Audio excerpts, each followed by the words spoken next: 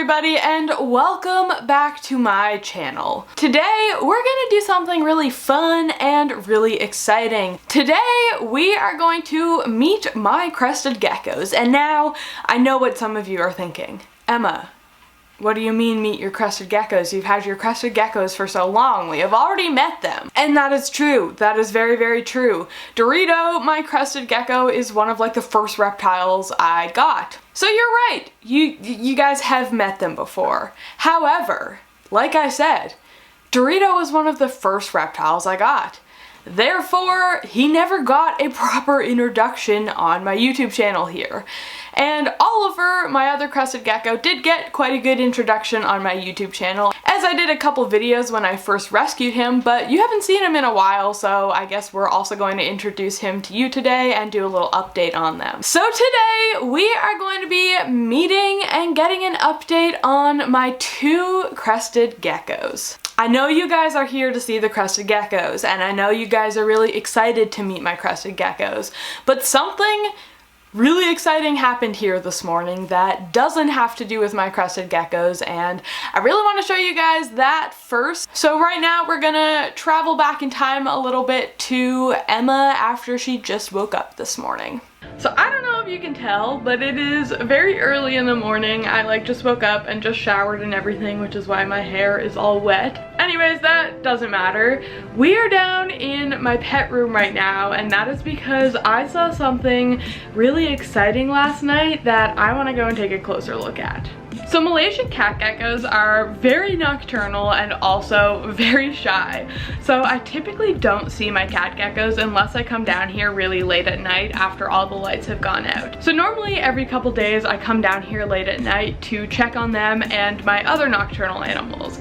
Last night I came down here at around 2:30 a.m. and I caught Sadie, who is one of my females, in her egg laying cave. So I'm really hoping that she laid some eggs in there because she's been carrying eggs. So now I'm gonna go ahead and see if I can find any eggs. So you guys have seen it before, but this here is the enclosure that I have for my Malaysian cat geckos. So it's a bit hard to see like with these plants and stuff in the way, but if you look right there, you'll see that there is a cave in the ground. And now I put this there with the hopes that Sadie would use it as an egg laying place. So just by looking at this enclosure, you can tell that finding eggs in here would not be fun. If Sadie chose to lay her eggs anywhere other than that cave there, they're going to be pretty difficult to find. So let's go ahead and just check out that cave. So first I'm going to remove the stuff that I can, which is actually pretty easy. The whole like branch thing here is all just one piece. I have it stuck up there, but then there we go, this whole thing just comes right out. Yeah, so even like that little vine and stuff is wrapped all around it, and yeah, like it just it just super easily comes right out of the enclosure. So now we can move this plant over a little bit, this spider plant here, and let's take a look at our cave. Alright guys, so I just went ahead and I took the lid off of this cave, so now I'm going to start gently digging through to see if I can find any eggs.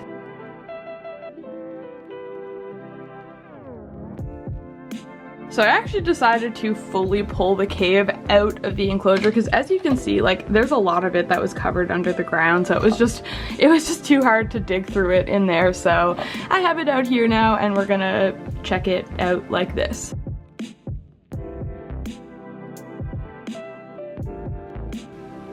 Oh, I think we may have come across an egg, guys. See this thing right here? Oh, yeah, I'm very positive that that's an egg. All right, let's see what we have right here. Oh, and there's the other one. We have two cat gecko eggs from Sadie. Oh my gosh, yay. Now here's the other one. Wow, we have two eggs now. And there we go, guys. I was correct. Sadie did end up using this cave to lay her eggs, which is just fantastic. So now I'm gonna go ahead and get these set up in their incubation box. So that is just so exciting. I'm so happy that Sadie laid eggs, and now I have even more cat gecko eggs incubating. So cat geckos lay 2 eggs at a time, but typically they're going to lay 6 to 8 eggs total per season. So Sage, my other female, she laid a total of 8 eggs. So far 4 of them have hatched, 3 are still incubating, and 1 unfortunately went bad. And now Sadie has only just laid her first 2 eggs, so I suspect that over the next few months we are going to have more eggs from Sadie, and I am so excited about that. So I just noticed that over here it looks like Casper had a nice big shed last night, so let's go ahead and grab this all out. Hopefully it's all in one piece, that would be pretty cool. Oh, I don't think it is. I think we have a little bit of a piecey shed over here. Seems like it just broke in half or something. Like there's one big piece of it, and then here is the rest of it. So the shed isn't in one piece, there is 2 different pieces here, but that's fine. This isn't a sign of like a bad shed or anything. Like this is very clearly a good solid shed that just broke while he was shedding. So as long as the shed does fully like come off in just a few pieces or less, you know, this isn't an issue. This is not a sign of a bad shed. This is just a broken shed. So usually when I get a full shed, I like to keep it, but if I get a broken one like this, I don't bother keeping it. So a shed like this is just going to become isopod food. I will like break this up and scatter it throughout my isopods enclosures, and they will get to enjoy it. So there is that little fun update. Like I said, I am so excited. I'm just like thrilled. I absolutely cannot wait to have more cat gecko babies. I'm just so excited. Anyways, let's take the excitement that we have over some cat gecko eggs and babies and put that excitement towards crested geckos, because let's go ahead and meet them both now. Let's take a look at our first little friend here, and oh my gosh, I have like an eyelash in my eye. It was a dog hair. I had a dog hair in my eyelash. That's what happens when you have a Samoyed. Anyways, enough about eyeballs and dog hairs. Let's talk about crested geckos. So this little friend that I have right here with me is Dorito, and Dorito is one of the very first pet reptiles I got. Now, he was not my first by any means, but he was very early on, and out of all the animals that I have right now, Dorito was my very first lizard. So fun fact about Dorito is that he is like huge. He is a really big crested gecko. I don't know if you guys can really tell just by looking at him on the camera here, but like he is quite large. So Dorito used to be overweight, but he has since, you know, lost a bit of weight and he's doing much better now. I think he could still lose a little bit more, but like he's doing all right. But even after losing weight, Dorito is 71 grams, and now that is pretty big for a crested gecko. Typically, crested geckos are in like the 30 to 50 gram range, so Dorito is a big boy here. So as far as, okay, that's what crested geckos do. Excuse me, Dorito, please come back.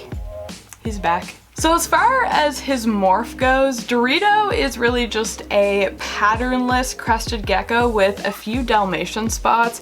If you look at like certain areas of his body, you can see a couple like spots and stuff, but like he doesn't have a whole lot. So morph-wise, he might be boring to some people, but I actually really like it. I'm a big fan of just the color yellow, so like a yellow gecko is pretty cool with me.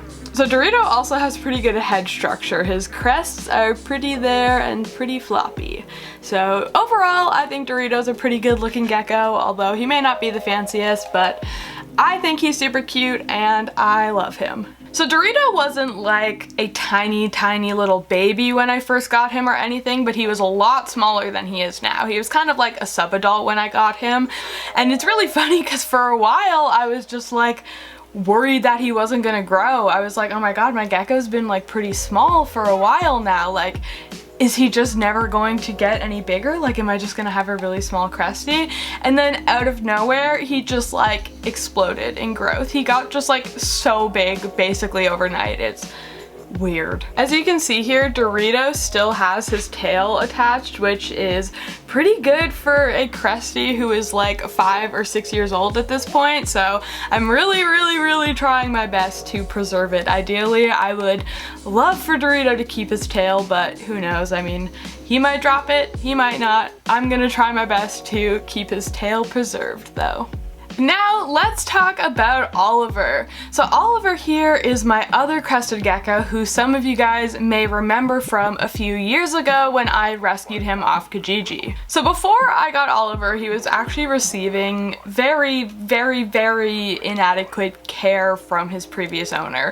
You could tell that this person really just went and bought a gecko with no idea how to care for it and just hoped for the best, you know? When I went to pick up Oliver, he was living at a computer shop next to a pet store, so I have a feeling this person just wanted a cool desk pet and got Oliver. When I first got Oliver is a lot more jumpy than Dorito is. Oliver is a very jumpy Crestie, so I might have to put him back soon. Okay, so I just went ahead and I put Oliver back in his enclosure because he wouldn't stop jumping and he just seemed a little bit stressed out, so we're just gonna continue talking about him with him resting peacefully in his enclosure. So when I first got Oliver, he was living in a 12 by 12 by 18 Exoterra with nothing in it besides like a stick and a heat lamp that was inside of the terrarium, so like I'm just happy that he didn't burn himself to death. Like, that's not a good idea. Don't put a heat lamp inside of a really tiny glass enclosure with an animal living inside of it. Don't do that. And Oliver also had something called floppy tail syndrome when I first got him, but as you guys could probably see, Oliver no longer has a tail. He actually dropped it within the first few weeks of living with me one time when my tripod fell over and the noise of that scared him enough for him to drop his tail. But despite all that, Oliver is doing really well now for the most part. However, there is one little issue that I've encountered with him recently that we will go ahead and talk about now. So as I mentioned, I am actually having some slight issues with Oliver that have to do with his enclosure here. So as I mentioned earlier, Oliver actually came to me in a 12 by 12 by 18, and when I first tried upgrading him into a larger enclosure, he did not take to it well. He seemed very stressed out and everything, so I ended up putting him back in a 12 by 12 by 18 for a while. Just recently, I decided to try upgrading Oliver again to see how he would do in a larger enclosure, and so far it's just not looking well. I just really don't think he is doing well with the increased space. I think he just is more comfortable in a smaller space. Before, Oliver was always a pretty sweet gecko who was fairly easy to handle, but recently, since upgrading him, he's become way more flighty. I even rarely see him hanging out in the enclosure like this. He's almost always just stuck in the top corner, and as soon as I go to open this door, he like runs out, and he's bitten me a few times since, so I don't know. I just really don't think he's doing well in this larger enclosure, so I might try moving him back into the smaller one and see if he does better like that. But other than the slight issue I've had since moving him into this enclosure,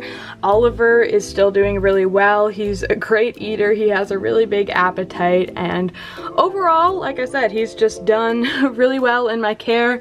This, so far, with the enclosure and stuff, has really been the only issue I've ever had with him, so he's been a really good gecko. So now that we've taken a quick look at Oliver's enclosure, let's go over and look at Dorito's. So this enclosure right here is the one that I have set up for Dorito. So I do like this enclosure, however it is kind of empty right now plant-wise. Just last week I was going around and like trimming a bunch of my plants and stuff, and so because of that things are just looking a little bit empty right now, but it'll grow in again. And Dorito seems to do really well in this enclosure. He's been in this enclosure for about a year now, and I don't know, he just seems to be doing really well. I don't have any issues or anything. He doesn't seem to have any complaints, so I guess it is safe to assume that Dorito's doing fine in his enclosure over here as well. What do you think? Do you like your enclosure, Dorito? So this enclosure does have a custom background that I made, and it does go on all 3 sides. And you can see that I like foamed pieces of cork and stuff into the background, as well as some mushroom ledges. And then we do just have a few other cork rounds in the enclosure that he can both climb on and hide inside of. Ooh, look at him, he just crawled up to the mushroom ledge. That's so cute. I just love it when I see my animals like using things that I made for them, you know? Like, I put these mushroom ledges in with hopes that they would climb on them, and there he is climbing on them, so it really makes me happy to see. So this has absolutely nothing to do with the rest of the video, but I wanted to show you guys anyways because this is something I did yesterday and it makes me happy. So yesterday I took a bunch of scrap wood that I had basically from like building these enclosures, and I used it to make a little area for my plants. So over here, this is like my laundry area in the basement, and I use like those drawers for some animal storage stuff, also like laundry storage stuff. But over here has basically just always been a mess and has always just been kind of ugly and stuff, so I thought, why not turn this into a little area for my plants? So that's what I did. I made some quick little DIY shelves and got my plants all set up on them and got their light up there, so there we go, a new little plant spot that I made. And there you go, there is Oliver and Dorito, my crested geckos. Whether this was your first time meeting Oliver and Dorito, or if you were familiar with them from my previous videos, I hope that you enjoyed getting to meet them and get some updates on them regardless. And I also hope that you guys enjoyed seeing the cat gecko eggs that I found from Sadie, and hopefully you guys will want to stick around to learn more about Dorito and Oliver and my cat geckos and their babies. Lots of exciting things happen in my reptile room, so personally I would recommend subscribing. Anyways, with all that said, I am going to go ahead and end the video now. Thank you all so much for watching this video. I really hope that you enjoyed it. If you did, be sure to give it a big thumbs up because it costs you nothing and it really helps me out, so please do that. Also be sure to subscribe to my channel if you haven't already, and hit the notification bell so that you don't miss any future uploads because, again, I recommend subscribing, so you should do it. And also be sure to check out all of my social media. They will all be down in the description below, but everything is just MSAM99, so feel free to follow me over there. I would love to have you. And now that all of this is said and done, I'm just going to end the video here. Once again, thank you all so much for watching. I really appreciate it, and I will see you all in my next video.